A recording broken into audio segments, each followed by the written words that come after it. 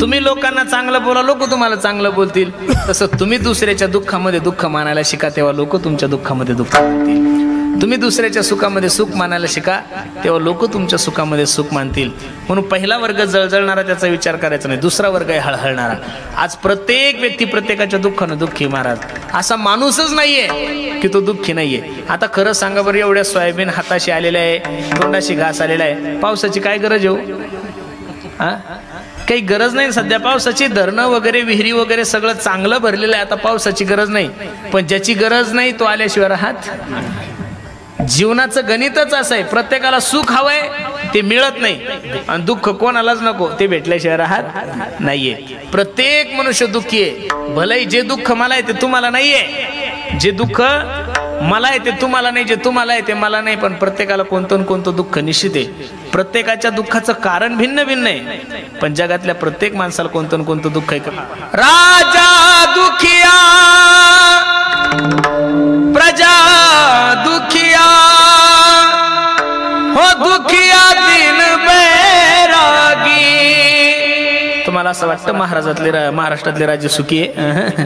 सगळ्याची धाकधूक वाढली. धाकधूक धाकधूक धाकधूक. कसं होईल कसं नाही, कसं होईल कसं नाही. देवाचं गणितच उलट आहे. महाराज महाविकास आघाडीवाल्याला वाटलं होतं आता दोन्ही राज्यातलं सरकार जातं का नो, एकीकडे बहुमतात आलं आणि एकीकडे गेलं. आता कसं करावं, महाराष्ट्राचं कसं होतं काय नाही कसं होतं. आता त्यांचे देवळं जर पाण्यात येत आपलं कसं होईल? राजाचं देऊळ जर पाण्यात येत तर प्रजेचं कसं व्हायचं? प्रजा तर बिचारी कधी दुःखीचे. महाराज मला वाटतं 1947 पासून आतापर्यंत प्रजेचं कल्याण करणारा एकही शासन महाराष्ट्रात झालेलं नाहीये. अवघड परिस्थिती महाराज.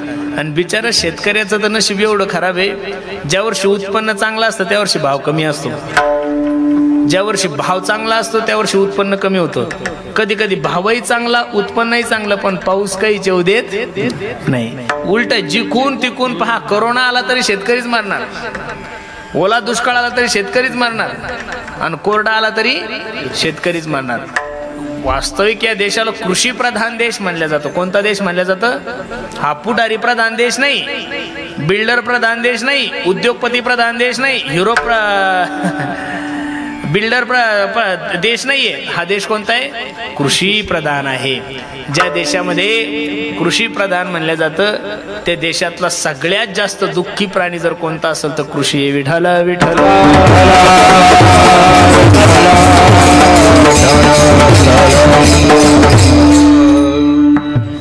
कोई तन दुखी कोई मन दुखी, कोई धन बिना रहत उदास, थोड़े थोड़े सब दुखी सुखी राम के दास. देवाचं गणित आहे महाराज. काही शरीरानं दुखी, अब्जावधी रुपयाची प्रॉपर्टी काही काही लोकांकडे, चार चार कारखान्याचे चेअरमन आहे काही लोक. किती? चार कारखान्याचे चेअरमन, 4 कारखान्याचे. पण चहा पाहिली की शुगर वाढते. देव म्हणे फक्त खुर्चीवर बसायचं, खायचं काहीच नाही. देवाचं गणितच उलट आहे. बऱ्याचशा कीर्तनाच्या माध्यमातून श्रीमंत लोकांच्या घरी जेवण्याचा प्रसंग येतो. आम्ही जर जेवायला एखाद्या मोठ्याच्या घरी गेलो महाराज, तर आमच्या ताटामध्ये 40 पदार्थ असतात, 40 वाट्या. एका वाटीत एकदा हात घातला की परत त्या वाटीचा नंबर येत नाही. घराचा मालक आमच्या शेजारी बसले असतो, त्याच्या ताटामध्ये 2च पदार्थ, मुंगाची डाळ आणि ज्वारीची भाकर. नुसतं टुळू टुळू टुळू टुळू आमच्याकडे पाहिजे. आपण म्हणावं साहेब घ्या ना, ते म्हणतं छे छे. आपण म्हणावं साहेब घ्या ना, ते म्हणतं छे छे. अहो साहेब घ्या ना गुलाबजाम, छे छे. डॉक्टरनी फक्त गोळ्याच खायच्या सांगितल्या, दुपारी 2, सकाळी 2 आणि संध्याकाळी 2. देवाचं गणितच तसं आहे महाराज. जगातले जेवढे काही श्रीमंत माणसं आहे त्यांना कोणालाच पोर नाही. त्यामध्ये पुढारी घ्या, उद्योगपती घ्या, सगळे घ्या महाराज. जगातले जेवढे काही श्रीमंत माणसं आहे, भारतातले सगळ्यात मोठे श्रीमंत पुढारी, कोणालाच पोरग नाही. प्रत्येकाला पोरीचे नाव सांगू? तुम्हाला सगळ्याला माहिती आहे, नाव सांगायची गरज अजिबात नाही. सगळ्यालाच माहिती. तुम्ही त्यातलेच आहे ना, काही नवीन थोडं काही. तुम्ही त्यांचेच कार्यकर्ते आहे सगळे. ऐका लक्ष देऊन. भारतातले महाराष्ट्रातले सगळ्यात मोठे पुढारी, ज्यांच्याकडे 100 पिढ्या बसून खातील एवढा पैसा आहे, त्यांच्याकडे प्रॉपर्टी भरपूर आहे, त्यांना पोरं नाही. ज्यांनी सकाळी खाल्लं संध्याकाळचं मेळ नाही. तुम्ही जा ना त्या लातूर रोडच्या रेल्वे स्टेशनला, त्या भिकाऱ्याला वर्षाला पोरग बी एवढं गुडगुडीत महाराज ना, त्याला कोणता हाडी ताप आहे न कोणता डेंगू आहे. अहो नालीत झोपतं, डेंगूचा डास त्याच्या जवळच असतो, तरी डेंगूचा डास त्याला चावत. डेंगूचा डास विचार करतो याला जर चावत तर मलाच होईल, याला चावून फायदा भिकाऱ्याच्या पोराला कुठं कोरोनाच्या काळात सॅनिटायझर होते का कोणते मास्क होते, मस्त सट खायचे, त्यांना काही होत नाही. देवाचं गणितच असं आहे, ज्याला जे पाहिजे ते भेटत नाही, ज्याला नको ते भेटल्याशिवाय राहत नाही. आपण जर म्हणलं मला हेच पाहिजे, देव ते कधीच देत नाही. आमच्या गावात एक गण्या नावाचं पोरगं होतं, मागच्या उन्हाळ्यात त्याचं लग्न ठरलं आणि मला नेहमी फोन केला की म्हणायचं पुरुषोत्तम दादा. मी म्हणायचो काय रे गणप्या, मी अशा मुलीसोबत लग्न करीन ना दादा की आपल्या बायकोसारखी सुंदर बायको आपल्या गावात नसली पाहिजेत. म्हणलं चांगली इच्छा आहे तुझी, पांडुरंगा तुझी इच्छा पूर्ण करा. आणि नेमकं गण्याचं लग्न ठरलं, गण्यानं फोन केला, हॅलो दादा लग्न ठरलंय माझं, आणि तुम्ही मंगलाष्टका म्हणल्याशिवाय मी पोरीच्या गळ्यामध्ये वरमाला घालणार नाही, मला माहित नाही, त्या दिवशी कीर्तन घ्यायचं नाही. मी सकाळचं कीर्तन केलं आणि बरोबर सायंकाळच्या टायमाला लग्नाला पोहोचलो. चुकून सुद्धा मी कोणाच्या लग्नात मंगलाष्टका म्हणत नाही, कारण मी ज्याच्या लग्नात 4 मंगलाष्टका म्हणल्या त्याचं फक्त 4च महिने टिकलेलं आहे. ज्याच्या दोन म्हणल्या त्याचं 2 महिन्यातच उलगडलं, त्याच्यामुळे आपण त्या भानगडीत पडत नाही. नेमकं शेवटची मंगलाष्टक चालू होती, आली लगन घटी समीप नवरा घे बोनिया घरा. मंगलाष्टक ऐकली की पोराची अशी चेहरी टवटवीत होतात, पण ताण नका घेऊ पोराव, तुमचे लग्न होणार नाही नाही आणि नाही. दुनिया इकडची तिकडं होईल पण तुम्हाला पोरी भेटणार. तुम्ही गणपती 10 दिवस उपवास करा का नवरात्रात भोंगळे फिरा, हनुमंतासाठी कुठं जा, तिरुपतीला जाऊन टक्कल करा, तुमचे लग्न नाही. हा जो पॅरेग्राफ आहे ना मधला 15 वर्षाचा, हा लटकते रे ना रे बाई तुम लटकते रे. प्रत्येक गावात 400-400 कार्यकर्ते पडू नये अजिबात नाही. 15 एकरावाला पडूनच आहे. आता 15 एकरावाल्याचाच मेळ नाही, तो 2-2, 3-3 एकरावाल्याने लटकते रे ना रे. आपण ताण घ्यायचा. नेमकं शेवटच्या मंगलाष्टकाला गेलो, मंगलाष्टक वगैरे झालं, तर दैव लग्न हृदम दैव तारावलंब झालं, लग्न वगैरे झालं. आता गावचाच महाराज म्हणल्यामुळे प्रत्येक जण जय हरी राम राम श्याम श्याम 15-20 मिनिटं लागले. आणि मी गण्याला भेटण्यासाठी व्यासपीठावर गेलो. गण्याच्या हातात हात दिला, मला गण्या अभिनंदन, तुझं एकदाचं लग्न झालं बाबा. बरं बरं बरं बरं, कुठे वहिनी? इकडे. चाल म्हणलं वहिनीची ओळख करून दे. आणि गण्याच्या बायकोला मी भेटायला गेलो, खोटं सांगत नाही, एवढं काळं डांबर टाकलं देवाने तिच्या नशिबात की काला मीन्स काला, फक्त दातच पांढरे होते. मी गण्याला म्हणलं गण्या कसं आहे रे? म्हणे दादा हे असंच आहे, जे पाहिजे ते भेटत नाही, नकोय ते भेटल्याशिवाय. प्रत्येकाला सुख हवंय, सुख मिळत नाही, आणि दुःख कोणालाही नको, दुःख मिळाल्याशिवाय राहत. पहिला वर्ग जळजळणारा, दुसरा वर्ग आहे हळहळणारा, तिसरा जो वर्ग आहे तो तळमळणारा आहे. तळमळणाऱ्या वर्गामध्ये बहुतांशी जिज्ञासू साधक मोडला जातो.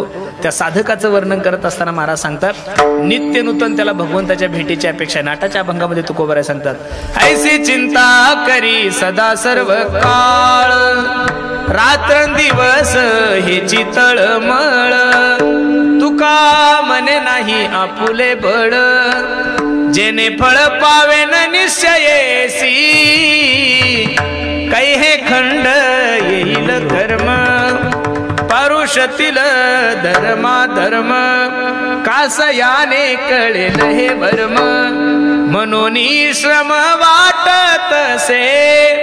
भेटल त्याला एवढंच विचारतो, काही मी उद्धार पावेन, काही कृपा करील नारायण ऐसे, तुम्ही सांगा संत जन करा समाधान चित्त माझे. मातंग ऋषीने शबरी आई साहेबाला सांगितलं होतं, शबरी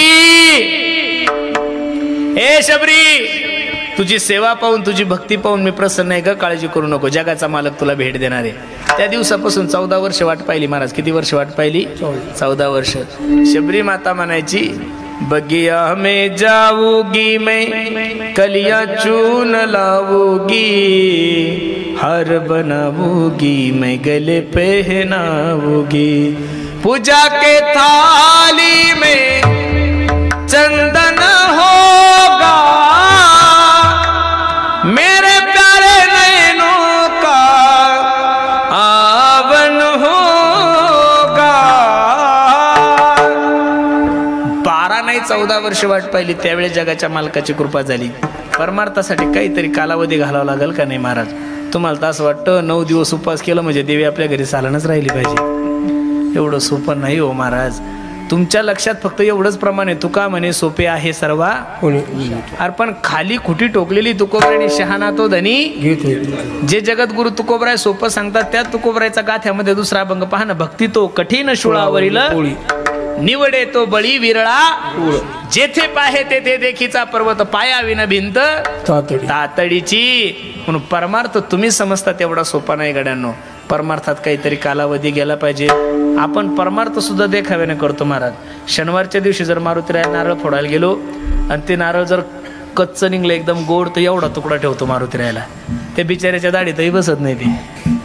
आणि तेच नारळ खौट निघू द्यायला कोणतं हे पावलं देवाला तुझ्या बापाने ठेवलं का म्हणजे खौट देवाला आणि चांगलं तुझ्या बापाला. ही पद्धत नाही हो परमार्थाची.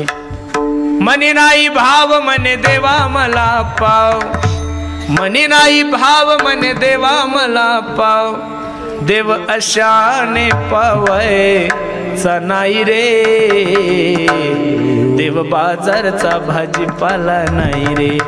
तुम्ही जेवढं समजता तेवढा परमार्थ सोपा नाही हो महाराज. परमार्थामध्ये काहीतरी नित्य नूतन जो भगवान परमात्म्याच्या भेटीची अपेक्षा करतो. पुसावे हे जीवाटे जे जे भेटे तयासी देव कृपा करील मज काय लाज, दिन तैसी रजनी झाली व माये, अवस्था लाभून गेला अजूनी का नाही. पडिले दूरदेशी मजा आठवे मानसी, नको नको हा योग कष्ट होता ती जीवासी. किती प्रमाण म्हणायचे. भेटी लागे जीवा लागली, भेटी लागे जीवा लागली से आस. त्या तळमळणाऱ्या साधकाच्या अंतकरणामध्ये भेटल त्याला एवढंच विचारायचं का हो दादा सांगा ना जगाचा मालक माझ्यावर केव्हा कृपा करेल, सांगा ना जगाचा मालक माझ्यावर कृपा करेल. कान या रे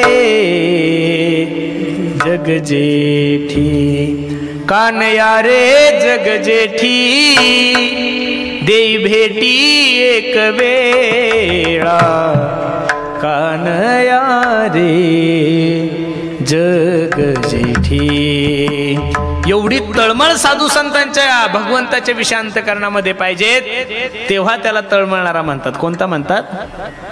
आपल्याकडे फक्त मळमळणारे सापडतील, मळमळणारे सापडतील, जळजळणारे सापडतील, पण तळमळणारे लोक बहुतांश सापडत त्या साधकाच्या अंतकरणात. भेटी लागी पंढरीनाथा, जीवा लागली तळमळ व्यथा, जीवा लागली, जीवा जीवा लागली तळमळ व्यथा. 3 प्रकारचे वर्ग मी तुमच्या समोर ठेवले. पहिला जळजळणारा, दुसरा हळहळणारा आणि तिसरा तळमळणारा, आणि चौथा जो वर्ग आहे तो कळवळणारा आहे. भंगाच्या दुते चरणामध्ये महाराज अशी कोणती जात आहे ती तुमच्यावर प्रेम करून कोणत्याही प्रकारची अपेक्षा करत नाही. थोडं लक्ष द्या माझ्या कीर्तनाकडे. अशी या जगामध्ये कोणती जात आहे की ती तुमच्यावर प्रेम करून कोणत्याही प्रकारची अपेक्षा करत नाही. अशा 2 जाती आहे.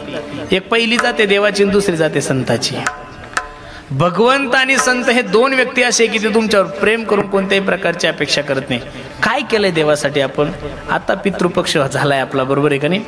पितृपक्षामध्ये प्रत्येकाने आपल्या वडिलाला जेव घातलं जे मरण पावलेले. का बरं जेव घालतो आपण? त्यांनी आपल्याला काय द्यावा? आशीर्वाद. काय द्यावा? 12 महिन्यात 1 महिना आहे त्याला पितृपक्ष म्हणतोय आपण. कोणता पक्ष म्हणतोय?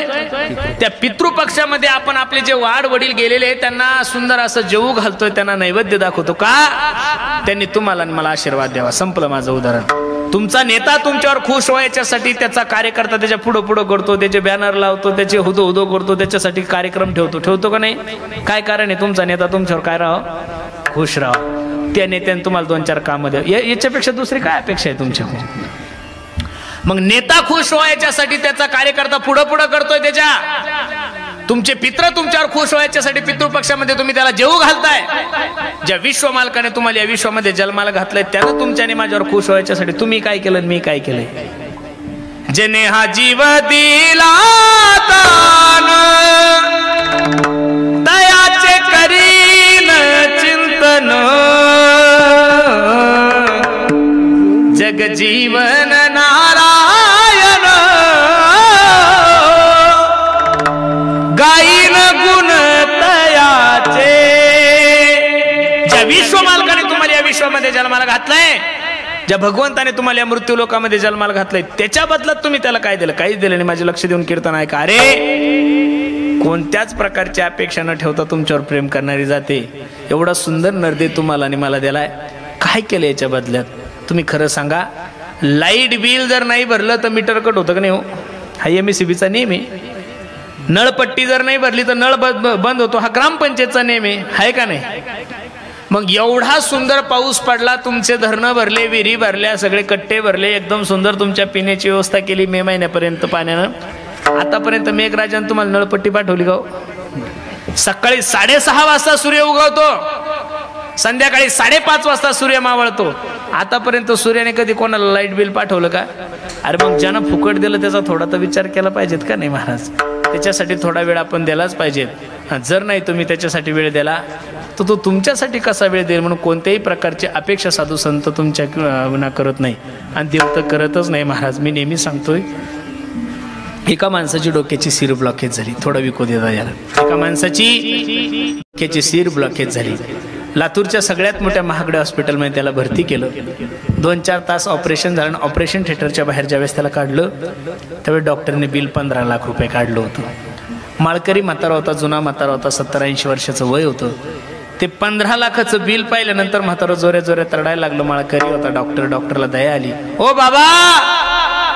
ओ बाबा ऐका ना, हे 15 लाख रुपये जर तुम्हाला थोडे जास्त वाटत आले त्यातले मी 3-4 लाख रुपये कमी करतो, फक्त माझी विनंती तुम्ही रडू नका गड्या. डॉक्टरला ते म्हाताऱ्याने असं सांगितल्यानंतर म्हातारा हसलं. डॉक्टरला सांगितलं, ए डॉक्टर, मी रोई रामेश्वरचा आहे, 100 एकर जमीन आहे माझ्याकडे, त्यात 50 एकर नुसता ऊस आहे, 15 विहिरी माझ्या शेतामध्ये, दरवर्षी 2 कोटीचं उत्पन्न घेतो. तू जर 25 लाख रुपये बिल काढलं असतं ना, 2 मिनिटात ते बिल पे केलं असतं, एवढी ताकद आहे माझ्यामध्ये. डॉक्टरालाही आश्चर्याचा धक्का बसलो. एवढं जर म्हातारं श्रीमंत आहे तर 15 लाख रुपयाचं बिल पाहून म्हातारं रडतं का. त्यावेळेस रडता रडता त्या म्हाताऱ्याने उत्तर दिलं, डॉक्टर 4 तास आयुष्यामध्ये माझं शरीर सांभाळलं तू, तर माझ्या शरीराचं मेंटेनन्स 15 लाख रुपये काढलं रे. वयाच्या 85 वर्षापर्यंत माझ्या देवानं मला सुखरूप ठेवलं, पण रुपयाचं सुद्धा मेंटेनन्स घेतलं नाही. दुःख माझ्या जीवनामध्ये. मग कधीतरी हाही विचार जीवनामध्ये केला पाहिजेत महाराज. देव उपकार करून कोणत्याही प्रकारची अपेक्षा करत नाहीत. एक आणि साधू संतांचे तर एवढे उपकार आहे. महाराज सांगतात, केले उपकार सांगू मी काय, बाप न करी ऐसी माय. काय उपकार हो त्यांचे. त्यांनी तुम्हाला या अज्ञान रूपी अंधकारातून जागवण्याचा प्रयत्न केला. आता जागा रे भाई नो जागा, उठा जागे वारे स्मरण करा पंढरीनाथा, भावे चरणी ठेवा माथा, चुकवी व्यथा जन्माचा, धनदारा पुत्र जोनो, जगजोगी जगजोगी जाग जाग बोलती हो, जगजोगी जगजोगी. काय सांगू आता संतांचे उपकार हो, मजनीर तर जागवी. रात्रंदिवस तुम्हाला जागवण्याचं काम केलंय महाराज. मग जागवण्याचं काम तर मच्छरही करतात. झोपल्यानंतर मच्छर डासल्यानंतर जागतो ना माणूस. जागवण्याचं काम ढेकणंही करतात, पण ढेकणं हे झोपेतून जागवतात, मच्छर हे झोपेतून जागवतात. साधू संत मात्र तुम्हाला अज्ञान अंधकारामधून जागवण्याचा प्रयत्न करतात. तुका म्हणे इह लोकीच्या व्यवहारे, नका डोळे धुरे भरोने राहो, साधू संतांनी तुम्हाला आणि मला जागवण्याचा प्रयत्न केला. मग महाराज सांगतात, ऐशी कळवळ्याची जाती करीला भावीन प्रीती. कोणत्याही प्रकारची अपेक्षा न करता तुमच्यावर प्रेम करणारी जा साधूची आणि भगवंताची. हे उदाहरण पटवून देण्यासाठी जगद्गुरु तुकोबारायांनी जो दृष्टांत दिला तो खूप महत्वाचा आहे. लेकुराचे हित वाहे माऊलीचे चित्त. लेकरू हा शब्द जगद्गुरु तुकोबारायांनी उच्चारलाय आणि माऊली हा शब्द जगद्गुरु तुकोबारायांनी उच्चारलाय. आता लेकरू हा शब्द आणि माऊली हा शब्द जगद्गुरु तुकोबारायांनी स्वतः संबंधाने तुमच्या आणि माझ्या आईच्या संबंधाने जर उच्चारला असं म्हणावं तर हे साप चुकीचं आहे. माऊली हा शब्द तुकोबारायांनी तुमच्या आईसाठी सुद्धा नाही आणि माऊली हा शब्द जगद्गुरु तुकोबारायांनी माझ्याही आईसाठी नाही त्यांच्याही आईसाठी नाही उच्चारला. कारण माऊली हा शब्द जगद्गुरु तुकोबारायांनी जो उच्चारलाय तो ज्ञानोबरायदिक जेवढे काही साधू संत मंडळी त्यांच्यासाठी उच्चारलेला आहे. माय बापासाठी जर उच्चारला म्हणावं तर जगद्गुरु तुकोबारायांच्या गाथ्यात एक अभंग आहे, माय बापे सांभाळी ती लोभा कारणे पाळीती. मग आता जगद्गुरु तुकोबाराय जर माय बापाला स्वार्थी म्हणतात तर तुकोबाराय माय बापाचं माऊली हा शब्द आईसाठी नाहीच आहे. फक्त जगद्गुरु तुकोबाराय सांगतात आईचं जसं आपल्या जीवनाचं सर्वात मोठं ध्येय आपल्या मुलाचं हित असतं तसं साधू संतांचं सुद्धा ध्येय तुमचं माझं काय हित आहे. किती प्रेम असतं आईचं आपल्या मुलावर. छोटंसं उदाहरण तुम्हाला सांगतो, फक्त थोडं लक्ष द्या माझ्या कीर्तनाकडे. हे बघा, ज्या दिवशी माणसाच्या जीवनातली माय जाईल ना रे गड्यांनो, त्या दिवशी प्रत्येकानं समजून चाला की आपल्या जीवनातलं प्रेम गेलं. तुम्ही खासदार व्हा, आमदार व्हा, मुख्यमंत्री व्हा, देशाचे पंतप्रधान व्हा, कीर्तनकार व्हा, गायक व्हा, वादक व्हा, काय व्हायचं तेव्हा रात्री 2-3 वाजता काम करून ज्यावेळेस घरी जाता ना तुम्ही दरवाजावर थाप टाका, दंदिशी तुमची बायको दारू उघडती, तिच्या बेडरूम मध्ये जाऊन ती झोपून राहते. पण तेवढ्याच रात्री 3 वाजता त्या दरवाजापाशी तुमची माय झोपलेली असू द्या, दबक्या आवाजामध्ये ती आवाज देते, ए बाळा, ए सोन्या, 3 वाजले, माय कुठे गेला होतास तू? आपण सांगू आई खूप लांब कीर्तन होतं ग, त्याच्यामुळे थोडा रस्ता खराब होता म्हणून उशीर झाला. रात्री 3 वाजता त्या आईच्या मुखातून पहिला शब्द निघतो, बाळ्या, ए महाराज जेवला का तू? रात्री 3 वाजता सुद्धा जेवला का तू म्हणणारी जात या जगामध्ये फक्त तुमची माझी माय गड्यांनो. म्हणून 4092 अभंग आहे गाथ्यामध्ये. किती? 4092. एका या अभंगात बायकोचं वर्णन नाही महाराज. 9030 ओळी ज्ञानोबरायांची. किती? 9030. एकाही ओळीमध्ये ज्ञानोबरायांनी आपल्या बायकोचं वर्णन केलं नाही, अजिबात नाही. मायबापाचं सकळ तीर्थाची जे का माता तया सेवेसी कीर शरीरे लोन कीजे. अजून ऐका, मात्रम पित्रम चैवम प्रत्यक्ष साक्षात देवता हा. म्हणून खरं सांगू का महाराज, ज्या दिवशी माय गेली त्या दिवशी समजून चला. लोक म्हणतात बा माय मरो मावशी जगो. माय कशी मावशी कशी मायची जागा गेली, तो पर्यायी मार्ग झाला महाराज, बरोबर आहे का नाही? एक हिंदी गाणं आहे, म्हणून एक कीर्तनात पण कडवं आठवलं म्हणून म्हणतो, कोण भला दुनिया में माँ की जगह ले सका, कोई कह दे क्या होती है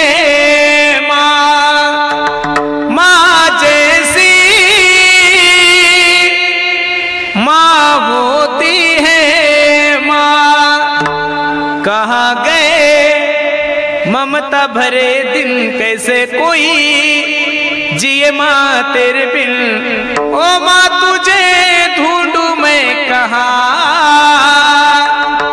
माँ के बिना सुना है जहाँ, कौन भला दुनिया में माँ की जगह ले सका, कोई कह दे क्या होती है माँ, माँ जैसी माँ होती है माँ. असं वाटतंय तुम्हाला मावशी आईची जागा घेऊ शक्यच नाहीये? अरे 9 दिवस 9 महिने 9 दिवस ज्या माय माऊलीने आपल्याला गर्भात वागवलंय, तळ हाताच्या फोडासारखं जपलंय, अमृताईपेक्षा पवित्र दूध ज्या माय माऊलीने तुम्हाला पाजलंय, त्या मायेची जागा या जगामध्ये कोणीच घेऊ शकत नाही. म्हणून मी नेहमी उदाहरण सांगत असतो, आईच्या जीवनाचं सार आणि फक्त आपल्या मुलाचं हित असतं महाराज. एका माय माऊलीचं लग्न झालं, यांना थोडं शांत बसायला बरं. एका माय माऊलीचं लग्न झालं, दोघं नवरा बायको आनंदानं संसार करतात. थोडं लक्ष द्या माझ्या कीर्तनात, तुम्ही माझ्याकडे पहा, ते त्यांचं काम करते. दोघं नवरा बायको आनंदाने संसार करत होते. 2-3 एकर जमीन होती.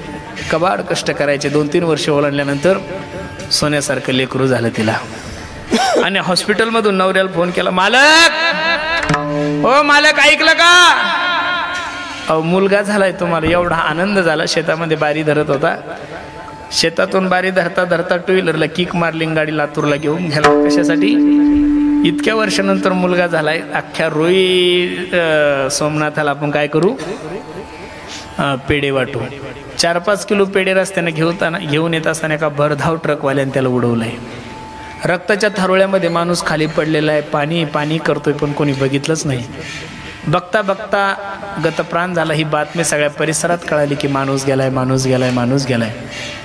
ज्या माय माऊलीच्या गर्भातून लेकरू झालंय आणि तिला 2 तासानं जर कळालं तिचा नवरा मरण पावला, किती अवघड परिस्थिती हो. देवाला शिवाय द्यायला लागली. देवा, अहो विधाता असतव न क्वचित दया, संयोज मैत्र्या प्रणयन देही. तू देव आहे ना बे, तुला काही कळतं का रे पांडुरंगा? सोन्यासारखी कूस पवित्र केली माझी, पण माझे डोळे उघडायच्या अगोदर, माझ्या लेकराचे डोळे उघडायच्या अगोदर माझ्या नवऱ्याला घेऊन गेला. गाव रडतय, तालुका रडतय. माणूस खूप चांगला होता. बाई सुद्धा रडते, पण रडता रडता तिने विचार केले, मी जर असंच रडत बसले तर या 2 दिवसाच्या लेकराने कसं करायचं. सर्व दुःख गिळून घेतलं आणि त्या लेकराचं संगोपन करू लागले. बघता बघता लेकरू मोठं झालं. 10वी-12वीत गेलं. पोराला सॉफ्टवेअर इंजिनियर व्हायचं होतं. 10 लाख रुपये कॉलेजची फी होती. घरची परिस्थिती नाजूक होती. आईला म्हणलं, आई, हे माय, ऐकलंस का ग? मला सॉफ्टवेअर इंजिनियर व्हायचं ग, तुझे सर्व स्वप्न पूर्ण करायचे आई, पण आपली घरची परिस्थिती खूप नाजूक आहे ग. कॉलेजची 10 लाख रुपये फी भरायची. पोरीला आई सांगू लागली, बाळा काळजी करू नको, मी आहे ना. वडिलोपार्जित 3 एकर जमीन होती. तो जमिनीचा 7/12 घेतला आणि सावकाराकडे गेले. सावकार, ही 3 एकर जमीन तुमच्या नावावर करा, मला 10 लाख रुपये द्या. 10 लाख रुपयाचं गट्ट घेतलं, पोराच्या हातात द्याला. पोरानं कॉलेजची फी भरली. पोरगं कॉलेज करू लागलं. बघता बघता 2-3 वर्ष ओलांडले. शेवटचं वर्ष होतं. पोराला परत 3 लाख रुपये कमी पडले. पोरगं रडतंय. 4 दिवस झाले जेवलं नाही. कोणत्या तोंडाने आईला म्हणायचं? 10 लाखासाठी वडिलोपार्जित 3 एकर जमीन विकली ना, आता 3 लाखासाठी कसं करावं? 4 दिवस झाले पोरगं बोलत नाही, जेवत नाही. आईनं सोन्याला जवळ घेतलं. ए दाद्या, ए बाळा, इकडे काय झालं? माय 4 दिवस झाले बोलत नाहीये, रडतोय, जेवला नाही, काय झालं? काय नाही गाई, तुझं स्वप्न पूर्ण करण्यासाठी वडिलोपार्जित 3 एकर जमीन विकली माय. शेवटचं वर्ष आहे. 3 लाख रुपये जर नाही भरले तर माझे 4 वर्ष वाया जातील ग. आईच्या डोळ्याला धारा लागल्या. बाळा काळजी करू नको, मी आहे ना. नवऱ्यानं लग्नामध्ये जे दागिने केले होते ते दागिन्याचा डबा घेतला आणि सोनार दादाकडे गेली. सोनार दादा, ह्या सोन्याचा डबा घ्या आणि मला 3 लाख रुपये द्या. सोनाराच्या डोळ्याला धारा लागल्या आणि सोनार सांगत होता, अगं वेडे, तुझ्या नवऱ्याचं तुझ्यावर खूप प्रेम होतं. तुझ्या आवडीचे दागिने त्यानं बनवले होते. तो मेलाय, तुला सोडून गेलाय, पण कमीत कमी त्याच्या आठवणीचा एखादा दागिना तर गळ्यात ठेव.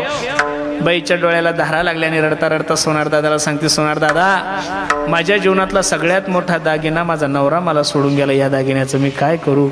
आज एकाएकी आली हवा, आज विझला मायेचा दिवा, माझ्या कुंकवाचा धनी मला गेला या सोडूनी. आज एकाएकी आली हवा, आज विझला मायेचा दिवा. 3 लाख रुपये घेतले, पोराच्या हातात दिलं. पोरग सॉफ्टवेअर इंजिनियर झाले.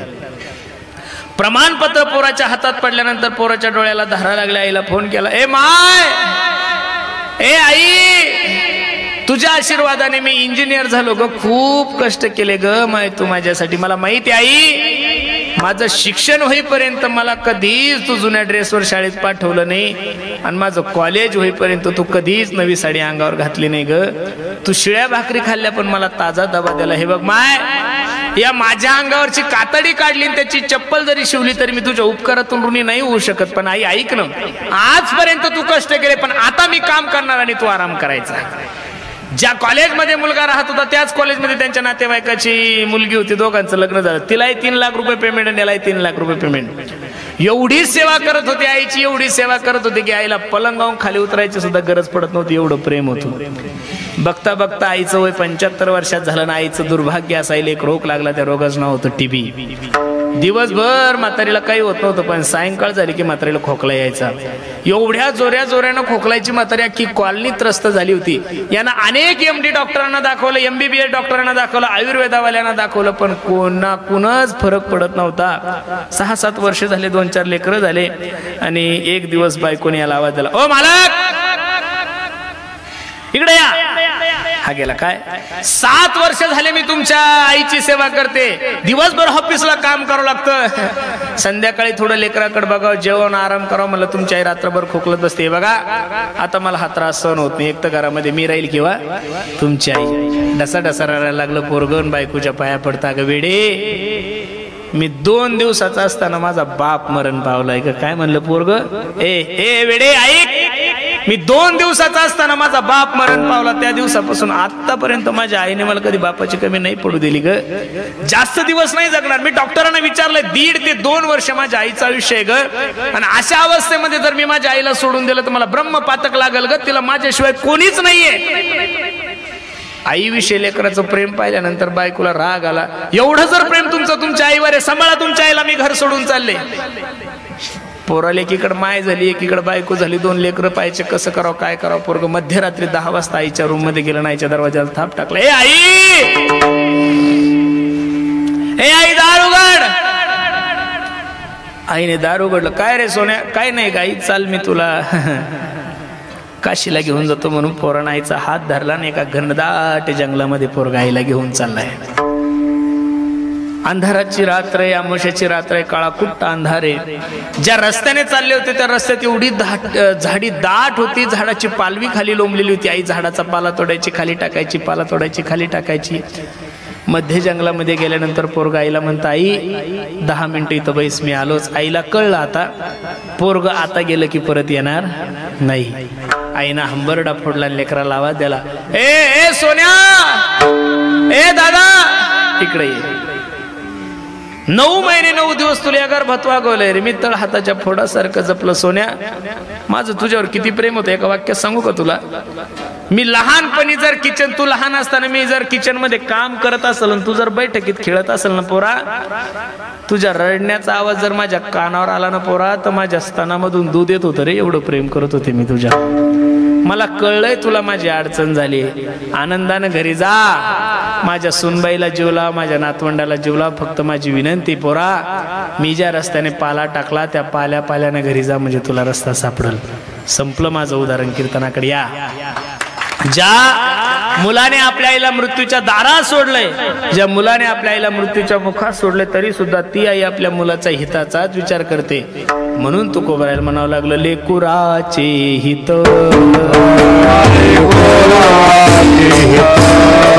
लेकुराचे हित वाहे माऊलीचे चित्ताईसी कळवळ्याची जाती करीला भावीन प्रीती. मायबाप सोडून जगातले जेवढे काही पात्र आहे तेवढे सगळे स्वार्थी महाराज. प्रमाण घ्या. जोवरी चळन गा तोवरी म्हणती माझा, मानती लहान थोर देह सुखाचे आकाजा, इंद्रिय मावळली आला बागुल जन हे सुखाचे दिल्या घेतल्याचे अंतकाळीचे, झाल्या हिन शक्ती नाक मुख गळती, सांडून या पडती रांडा पोरी. म्हणून सर्वांना माझी विनंती, जोपर्यंत हा नरदेह चांगला आहे तोपर्यंत देवाचं चिंतन करा. ऐका गड्यांनो, गेलेली सत्ता परत मिळू शकते 1, गेलेली प्रॉपर्टी मिळू शकतात 2, गेलेला पैसा कमवू शकतात 3, पण एक गोष्ट जीवनामध्ये कधीच परत मिळत नाही. Life is not once more. Life is not once more. किती पैसे खर्च केले म्हणजे आयुष्य मिळेल? अजिबात नाही महाराज. सगळे एजन्सी आहे, मोबाईलची एजन्सी आहे, गॅसची एजन्सी आहे, सगळ्या गाडीची एजन्सी, सगळे एजन्सी आहे, पण मानवाची एजन्सी अजून कुठं तयार झालेली. माझे गुरुजी मला एक त्रिकुटी सांगतात, एक तर नरदेह मिळत नाही, 1 मिळाला तर टिकत नाही 2, आणि टिकाला गेला की परत मिळत नाही 3. मग एवढा अनमोल किमतीचा नरदेह प्राप्त झालाय ना. माणूस जन अनमोल रे, अरे मिट्टी में न खोल रे, अब तो मिला है फिर ना मिलेगा कभी नहीं कभी नहीं कभी नहीं रे. एकदा पुनरपि मरणम पुनरपि जननम पुनरपि जननी जठरे शयनम. किती वेळा जन्म यावे नित्य व्हावे.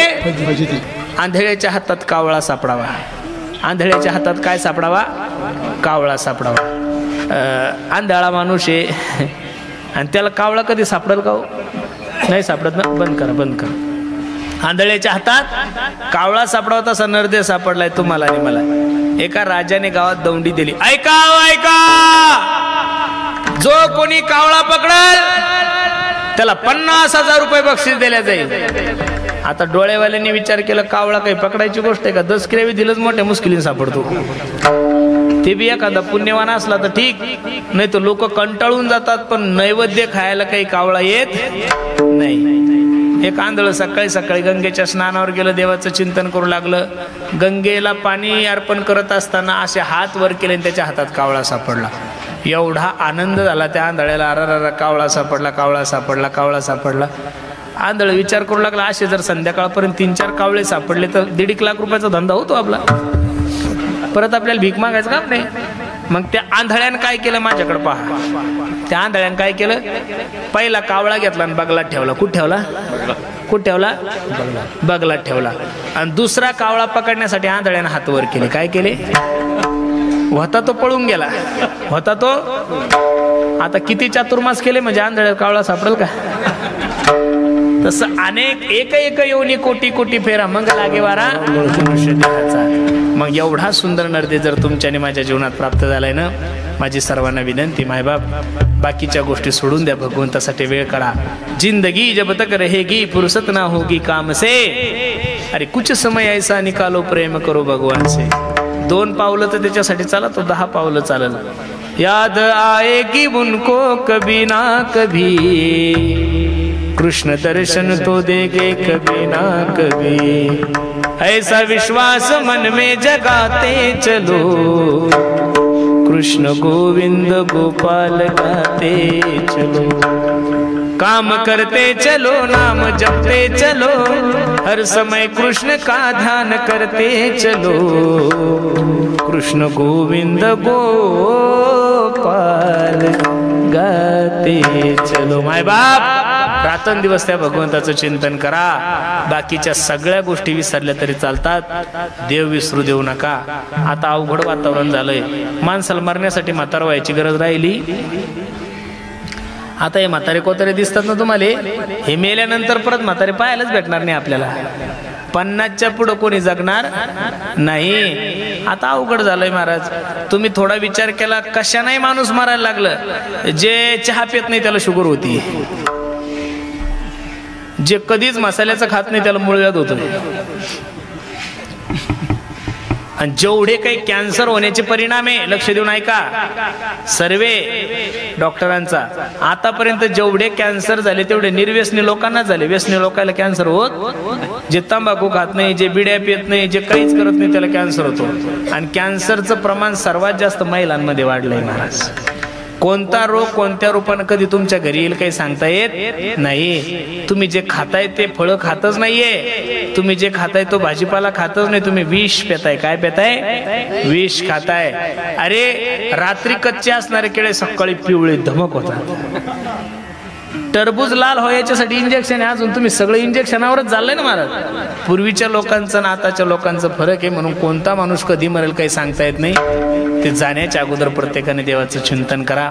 मला खूप आनंद वाटतोय या कोकाटे कुटुंबियांनी एवढं गोड नियोजन केलं. खरं सांगू का महाराज तुम्हाला, आमच्या काय नाव आहे त्या आईचं, पद्मिनाबाई तुकाराम भाऊ कोकाटे. आमच्या पद्मीनबाई ज्या ठिकाणी असतील ना त्या ठिकाणून हा कार्यक्रम ज्यावेळेस पाहत असेल ना त्यावेळेस निश्चित त्या मायमाऊलीच्या डोळ्याला धारा लागल्या असेल.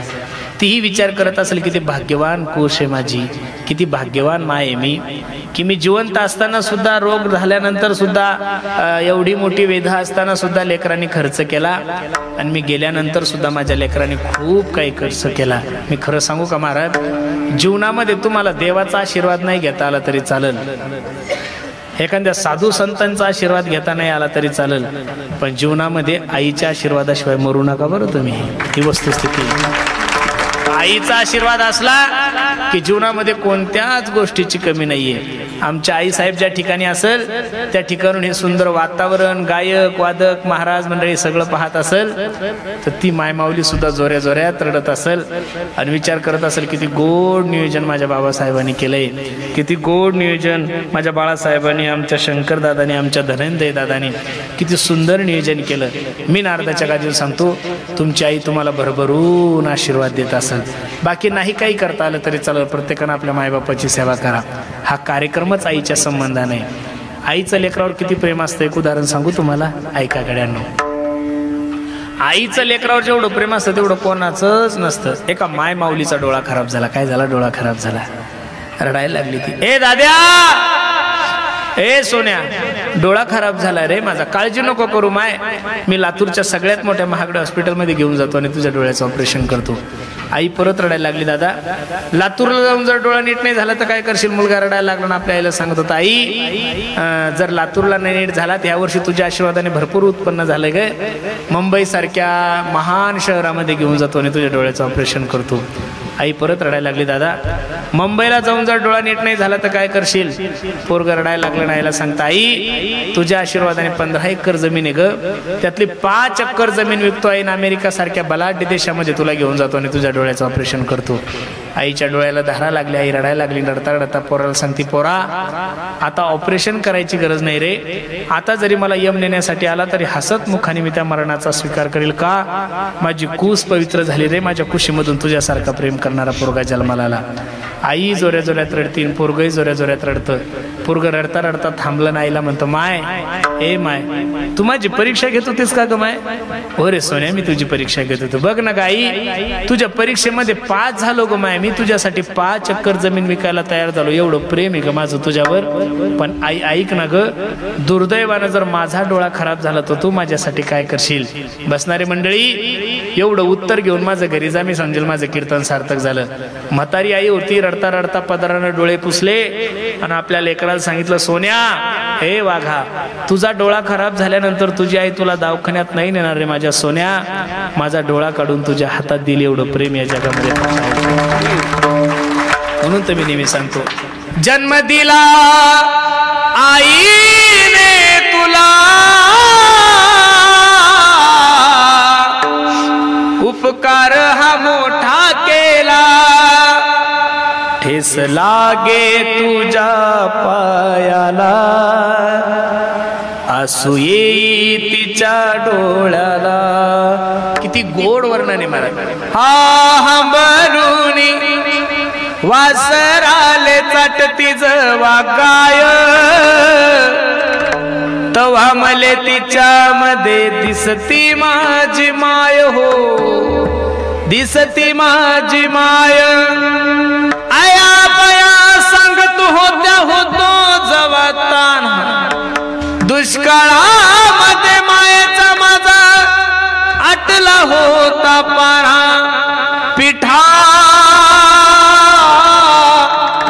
पिठामध्ये पाणी टाकून मला पाजत जाये, तवा मले पिठामध्ये दिसती माझी माय, हो दिसती माझी माय. अशा अनेक लोकांनी आपल्या आईचं वर्णन केलंय. मी नेहमी सुद्धा माझ्या आवडीनं म्हणत असतो, आई माझी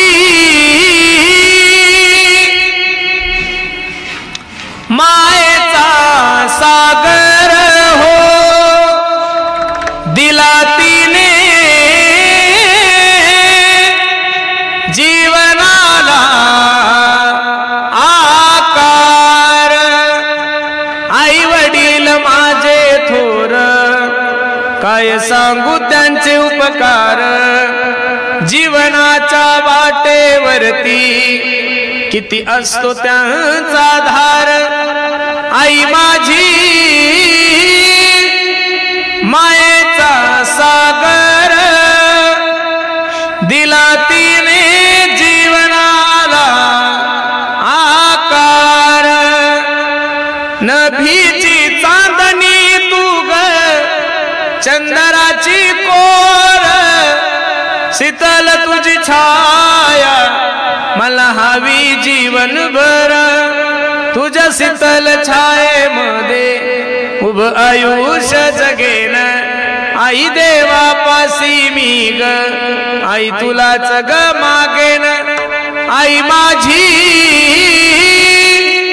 मायेचा सागर, दिला तिने जीवनाला आकार. म्हणून प्रत्येकाला माझे हात जोडून ते गड्यानो, बाकी नाही काही जमलं तरी चालेल. या कार्यक्रमाचा आदर्श एवढाच आहे की प्रत्येकानं आपल्या आई वडिलांची सेवा करा.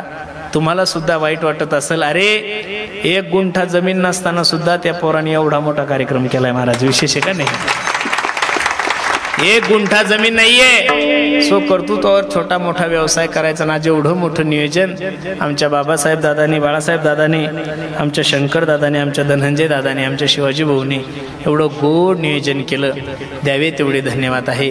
निश्चित ज्या मातेसाठी आपण एवढ्या आनंदाने हा कार्यक्रम करत आहात, त्या माय माऊलीच्या आशीर्वादाने मी नारदाच्या गादीवर सांगतो, जीवनामध्ये कोणत्याही प्रकारची कमी तुम्हाला कधीच पडणार नाही. कारण याचं कारण असं आहे, ज्यानं आईचा आशीर्वाद घेतला त्याला जगात कोणाचाच आशीर्वाद घ्यायची गरज पडत नाही. ज्ञानेश्वर माऊली, ज्ञानराज माऊली, ज्ञानेश्वर माऊली, ज्ञानेश्वर माऊली, ज्ञानेश्वर माऊली.